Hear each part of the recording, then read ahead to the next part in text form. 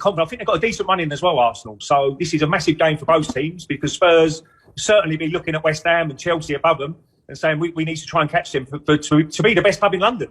Ray, as three unbelievable midfielders in our studio here, myself, you and I know it, we've seen mistakes from the way Arsenal would have played, the identity that Mikel Arteta is trying to create with playing out from the back. If you're that midfield player, whether Ceballos against Olympiacos, Xhaka against Burnley, midfield players, Ray, when comes the point where you're just not going to go and show for that ball, where you're thinking, let's push up? Does that come from the managers? Does that come from the midfielder on the pitch?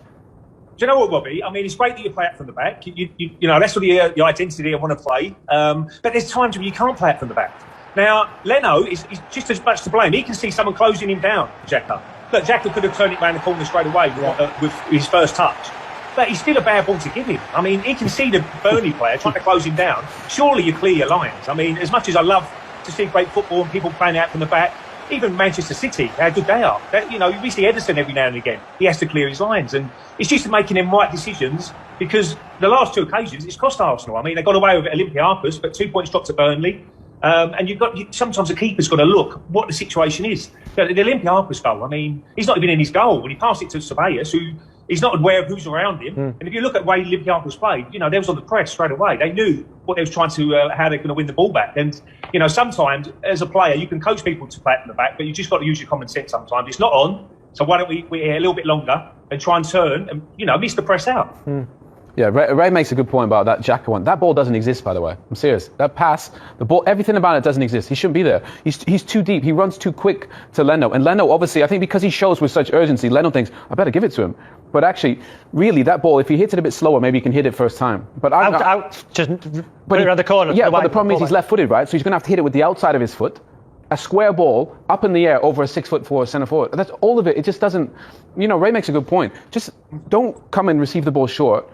And don't receive it straight. You're supposed to, they teach kids, receive it on an angle, don't you? So that you can actually see where the player is. So, there's lots of options. To clip it. I'd love to see them clip it long and put it in the channels. Or I just think playing there is it's too much risk involved. Yeah, Ray, when you look at the results like that one against Burnley and the fact that Arsenal are dropping points in matches where you really would expect them to win these games, what do the priorities need to be for Arsenal this season now? Because, of course, as we all know, if they went on and won the Europa League, they'd get Champions League football. Does that need to be their focus?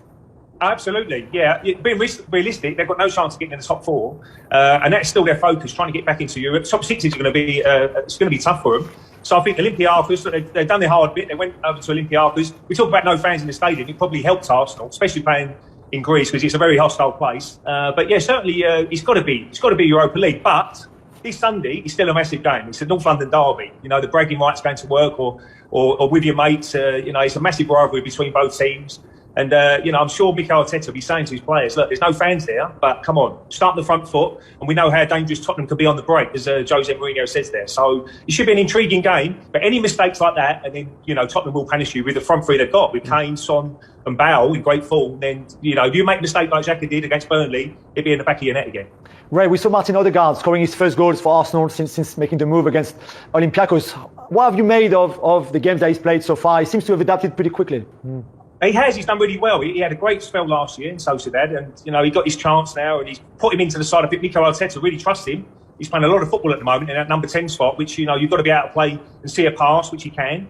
And obviously, the goal against Olympiacos was a fantastic strike. Just set up really nice for him, and he really, that was some pace on the ball. I think about 80 odd miles per hour on the ball. So that'd give him a massive lift because to get your first goal.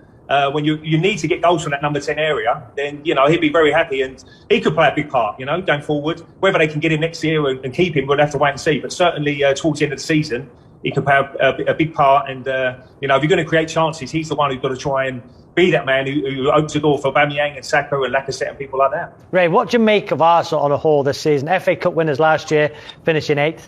This year, currently 10th. Might win the Europa League. Are the squad's evolving, young players doing exceptionally well, Mikel Arteta needs time. Where are they? If they finish mid-table and don't win a trophy, have they gone backwards this season? Difficult question, I know. Yeah, no, it's been a rollercoaster ride for Arsenal. I mean, we've done brilliant last year to beat Man City and Chelsea to get to the FA Cup final and pick up a bit of silverware. then, everybody's getting excited then. You set the bar a little bit higher. Where can they finish next season? And obviously, Champions League football is so important for the club. Financially, it's very important to attract bigger players and better players. It's very important.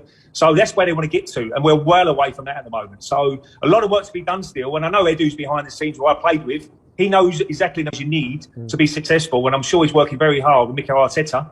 It's been a real transition period as well, because they've got a lot of players out of the team during this January window. Ozil, Socrates, Mustafi, Kolasinac, all them sort of guys have left. Now, Smith-Rowe's got his opportunity, and obviously knows Saka how good he is. And it's all about recruitment now. They can get the right players next season. Partey's not really settled yet because he's been injured too often, but he's going to be a really good signing going forward. And the recruitment is going to be very important during the summer to try and get better players in. But we know the situation. If you're not in Europe, then it's always more difficult to get players in. Ray, I think you used your experience ever so well there to swerve the question. Well done. Well, we are there at the moment. There's a lot of improvement needed at Arsenal because, again, we set the bar so high when I was playing, and it's a little bit more competitive now with the teams and the money around the football now. But they need to get better. And Europa League, for me, if they win that, it's a very successful season. Yeah. But there's still a long way to go to win it. They get through Olympia. I've still got quarterfinals and still some great sides in it. So for me, I'll play my best team in the Europa League. Sometimes rest players. If you know you're not going to get anywhere near the top 6, go for the Europa League and make sure you're ready to go in that. And you need a bit of luck along the way, but for me, that'd be a very successful season if they can win that. I'm sure there won't be any players rested for the North London derby, though, this weekend, Ray. No, you don't want to be rested for that one. Just put into words for us, going into one of these matches, how fired up you get for a North London derby? Well, it is a massive game, but it's probably in my era, it wasn't the biggest game, if I'm being honest. We all know derby games are always big for the fans, but our big game was Manchester United in that era. But Spurs was always a massive game for the fans' point of view. And, I think the foreign lads, they know they played in derbies, whatever the country they played in, so they know how important it is for the fans as well. But you are fired, of course you are. Playing at White Hart Lane and playing at Highbury was always a great atmosphere when you were coming out the tunnel. So much at stake for a lot of people, a lot of households around North London. So, you just try and do your best you can. And hopefully, we had a very good team that we had very successful in that era. But now, obviously, Spurs have got the upper hand on Arsenal at this present time. So it's a real statement if Arteta can get his team to come out and win the game Sunday and obviously close the gap on Spurs. Just quickly, Ray, I like to reminisce. That team you played in, for me, was one of the best teams, if not the best Premier League team of all time. It was every single position. You couldn't score against you, so dynamic, runs from midfield, up front. Remember that game at Leicester, 3-3, Bergkamp hat-trick? Oh, what a game. Oh. Yeah. I mean, that was some game that was really unbelievable. Dennis Bergkamp, probably that was one of the best hat-tricks I've seen. Yeah. I mean, the free kick, the one he brings it over, what he done with playing for Holland as well. And you had some big guys at the back, Bobby. I mean, when they come up, Elliott, you always thought, not another set play. When they come. And it was really hard to defend. But, it was a fantastic game. And Filbert Street was a great little stadium. Yeah. I mean, you always had a great atmosphere. But we was kicking ourselves. We thought, how can we give that away and only get a point out of the game? And we're looking at the title as well, thinking that could really affect us. But lucky enough, we went on to win the league that year, and we got away with it.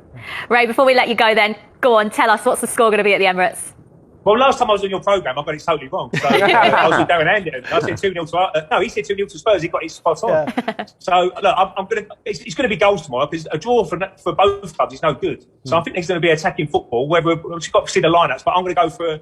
I think Arsenal will be slight favourites. I'm going to go for a 2-1 win Arsenal. Of course you are. Ray, good stuff. Great to see you as always. Thank you so much for joining us. Go the opposite. Ray, thank you very much. Great to hear from Ray Parlour there. Let's talk Tottenham then. How good are they coming into this game? They just seem to have hit form at the right time, just as they're going into this North London derby. Yeah, and to be fair, it's a beautiful thing to see Gareth Bale playing football again. I mean, honestly, the guy is one of the top 5 talents probably in the world of football. And it's a shame. Madrid, he didn't play. For lots of different reasons, and they started the season really slowly. You look like you didn't have that speed and that intensity, but now he's found a way to affect games. He's been fabulous. Harry Kane, obviously, absolutely unbelievable. Son, Lucas Moura, I thought was brilliant the other day. So you think about that front four that they have with the balance in midfield. I mean, Gareth, that left foot's a one. Amazing. It really is, and so get them in there, put them all together, find a way to play. Maybe the defence stays back or the fullbacks stay back, but Gareth Bale's been inspired. And I know Ray says he has them as favourites. I think Tottenham are pretty comfortably favourites because of that front four. Do you agree with that? Favourites for the game? 100%. They've won 5 in a row in a competition. They've got so much momentum again. We've talked a lot about momentum on the show today, but it's true. And that confidence that they have, even when Ndombele plays, and they're not as defensive if you play Ndombele plus the front four that Owen just described, it's even better. They can keep the ball, they can play on the counter, they can have the possession. It's just defensively, there's still mistakes in them. Whoever plays at right back, for example, Aurier or Doherty maybe, but I think it's a very, very good team right now. On Ndombele, just quickly on him, he has been very, very good for Spurs. Fantastic. Deeper, just with Højbjerg next to him, higher up in the number 10 position, just behind Harry Kane. He's been one of their best players, and certainly compared to last season, the resurrection has been incredible. Quick score from both of you. Tottenham 2-1. I agree, Sam.